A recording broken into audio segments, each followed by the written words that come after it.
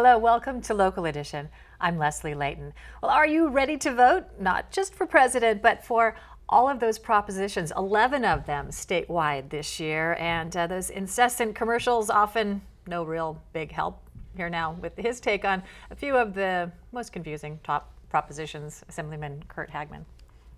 Welcome. Great to be here, Leslie. I guess two of the biggest ones, 30 and 38, both of them looking for money for the schools, both of them looking for money from you to pay for it. Yeah, and they're competing. And it may be a case where they beat each other up and neither one passes at this point. But let's talk about how we got here real quick. Our Democrat colleagues basically put off a bunch of these to the November ballot from the primary. So that's why you can see more this year. Legislatively, they put it off till November because they thought more turnout from the Democrat votes. So we do have 11, 30 and 38. Governor Brown's is 30, would raise both income tax and sales tax. And then 38, Molly Munger's bill would just raise income tax on everybody, both to fund schools in a certain way. The governor's goes to general fund, Molly Munger's goes strictly to the schools. And when I've been talking to my constituents, we're out in the field right now, one of the things that everyone gets the impression of is the state is lost its income. We need to cut and cut, and that's why we need all this money.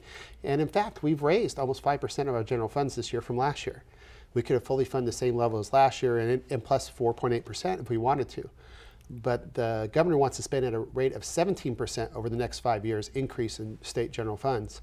And that's why he's asking for more money. So your Republican perspective on these two, no, on both? Well, yes, just because we have not done the reforms we need, and we have actually keep getting more money into the state, but we're just spending it unwisely. Okay, what about the people who are thinking, though, for the schools, for the kids, we need it?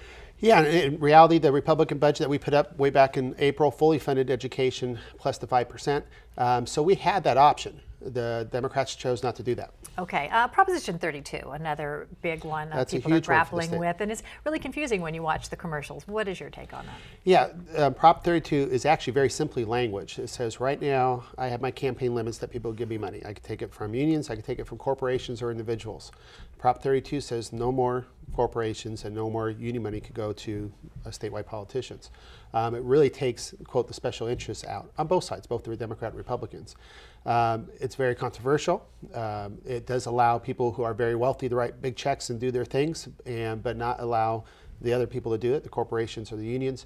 I think it dramatically changes the state if it happens. I'm supportive of the proposition because I think the special interests do have too much hold on it. I mean, we look at our stats, we're second highest unemployment. We should not be that way in California. We have some of the lowest performing schools. Our infrastructure is not good. We've been under this system for 40 years, it has not worked.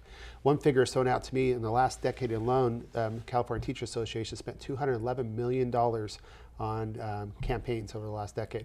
That's a lot of money going into elections. Okay, another proposition you think deserves attention? Well, we have the repeal of the death penalty. We had hearings on that, and I think that's also will probably fail. And the argument for the death penalty is it costs too much money to keep people in jail. It costs too much money to hear their appeals for the death penalty. It's cheaper to keep them in there for the long run. And most of these guys are waiting 30 years. I have one that's waiting on death row for 32 years for a murder from my district. And we caused our own problem here. We are under the same federal courts, and Arizona and Nevada goes for 7 years. We're taking 32 years. That's how you make it cheaper. What about 3 strikes? 3 strikes? Most of the modifications, commonly known Prop 36. Yeah, and most of those changes, and when it first came out to be tough on crime, it did work, and there were some people that were caught up into it. All those have been changed out. I don't think it's needed at this point to reverse and weaken the 3 strikes law, because all those things, the pizza guy stealing the pizza doesn't work anymore. The DAs don't file on those. There's appellate processes. There's a whole bunch of safeguards. So it's not going to affect that many people anyway. All right, Assemblyman Curt Hagman. Great Always to be interesting to hear your perspective, and we appreciate you joining us.